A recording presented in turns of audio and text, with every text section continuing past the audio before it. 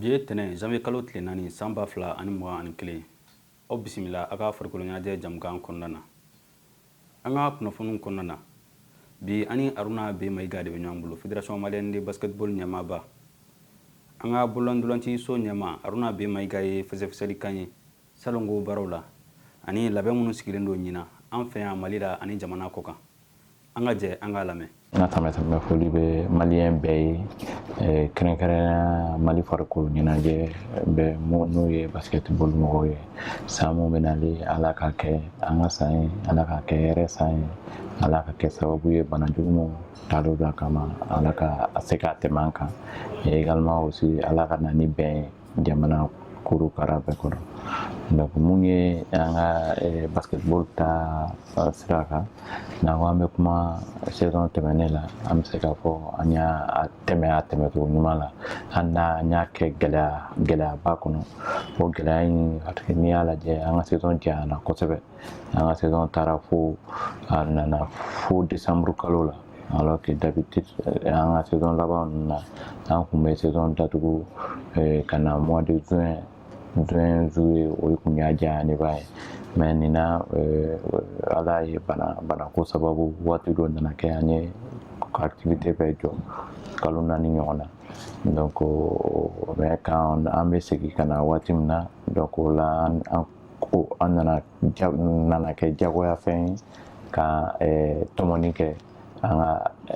activité minnu kun tora. O de la an ye an consacré kosɛbɛ première division ma ani deuxième division montée ma. Donc m'a fɔ tuguni a ma nɔgɔya, mais sur un plan international an ye bɔli min kɛ ka taa kɔfɛ, o kɔfɛla fana na an ye participera compétition 3 la. O 3 ye an taara kɔrɔbalenbaw n'o ye seniorw ye, olu taara fɛn éliminatoire la, Coupe d'Afrique éliminatoire la mun bɛ kɛ 2021. O kɔsegi yɛrɛ bɛ kɛ yan février kalo tile 17 la. Également aussi mun ye denmisɛnninw ye n'o ye san 18 minnu tɛ san 18 bɔ, olu taara afro basket la, cɛw ni musow kɛra Egypte. O Egypte ye an nana ye an kun taara n'an ka laɲini fila de kun bɛ équipe fila nin bɛɛ bolo. Laɲini fɔlɔ ye u kun ka se ka jɔyɔrɔ sɔrɔ mun b'u qualifier coupe du monde la. Jɔyɔrɔ fila laɲini filanan ye u kun ka segin n'u ka coupe ye, parce que hakilina jiginna coupe kun ye Mali de kun ye ta ye coupe ye a fila bɛɛ la. Mali de kɛra équipe laban mun kun ye coupe fila nin ta. Donc o bɔlen kɔ la an y'a ye musow sera ka u ka laɲini sabati ka taa kɛ kilancɛ ye n'o ye sera ka qualifier ka taa coupe du monde la. Mais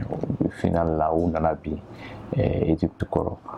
Donc o bɔlen kɔ la cɛw olu y'u ka laɲini fila bɛɛ sabati, n'o ye non seulement u taara coupe du monde la, mais également aussi u sigira ni jɔnjɔn ye.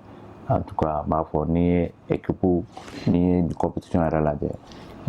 Mali an bɛ se k'a fɔ Mali y'a jɔyɔrɔ fa fo 15 ka sigiyɔrɔma 100 la, sigiyɔrɔma 75 sigiyɔrɔma 100 la.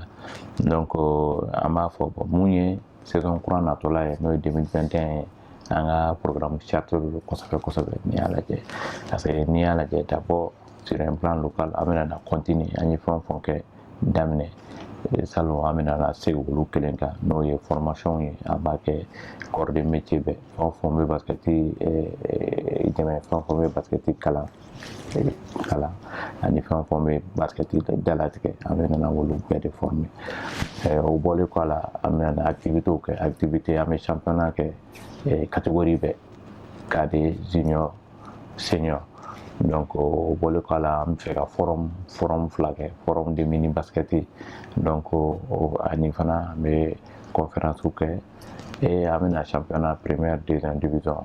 an b'o kɛ pour la montée en deuxième division. Et Coupe du Mali o fana bɛ kɛ tuguni.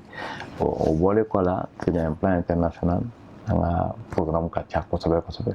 N'i y'a ta kɔrɔbalenbonda, n y'a fɔ waati dɔ la n ko an ka cɛw senior garçon olu kan ka match retour qualification afro basket qualification kɛ abrité en mois de février. O mana bɔ yen n'u qualifiér'o la an bɛ taa Kigali mois de juillet waatiw la ka taa phase finale ta o bɔlen kɔ a la musow olu bɛna don kulo la musow olu qualifiér'o la ka ban Afro basket la donc o fana o bɛ kɛ mois de septembre la donc o ye senior kunda ye donc an bɛ se k'an sigi ni o ye septembre a bɛ kɛ Nigeria ou bien Cameroun bon o bɔlen kɔ a la hali bi an ka sɛkasigidenw n'o ye san 18 minnu qualifiera coupe du monde na olu bɛ t'u jɔyɔrɔ fa coupe du monde na u bɛ taa Afrique jɔyɔrɔ fa n'o ye musow bɛ taa Hongrie cɛw bɛ taa Finlande olu bɛɛ bɛ kɛ mois d'août la bon o bɛɛ bɔlen kɔ a la hali bi san 16 kan ka compétition kɛ donc o fana na an bɛna bɔ o fana na n'o ye moins de 16 ans musow déjà titre bɛ olu bolo olu bɛ an bɛ ko bɛɛ kɛ pour que an ka titre garder cɛw n'o ye titre olu ye vice champion ye an bɛna a kɛcogo bɛɛ la pour que an ka se ka titre ta o bɛɛ bɔlen kɔ a la hali bi an bɛ 3 contre 3 ɲinɛ n'o kɔ hali an minnu o développer kosɛbɛ sur un plan local mais également aussi an kan ka taga a Coupe d'Afrique la n'o bɛ kɛ Kampala donc o ye catégorie bɛɛ junior ni senior o don junior ni senior cɛ ni musow bɛɛ donc an bɛ taa Kampala an bɛ taa compétition kɛ an bɛ taa vraiment pour aller chercher le titre donc a filɛ nin grosso modo ne tun bɛ n bolo k'a fɔ mun ye an ka bilan na ani également aussi an ka perspective 2021 na. An b'aw ladɔnniya k'a fɔ ko Stade Malien cɛdenw senna ndolanci la ni olu bɛ ka Mali jɔyɔrɔ fa Ligue des champions d'Afrique la farafinna walanba olu ka sansɔrɔ kɔfɛ kelen ani kanangolo an fɛ yan Bamakɔ faaba la Wydad de Casablanca ɲɛkɔrɔla la u ka ɲɔgɔn kunbɛ kɔsegin o bolodalen don arabadon Marɔkaw fɛ yen an bɛ donni min na komi bi jigi jara n'a tɔɲɔgɔnw u sera Marɔkaw fɛ yen an bɛ dugawu don kɛ Ala ka sebaya d'u ma nin tun bɛ dansigi a ka bi kunnafoni na a k'an bɛn diɲɛ waati wɛrɛ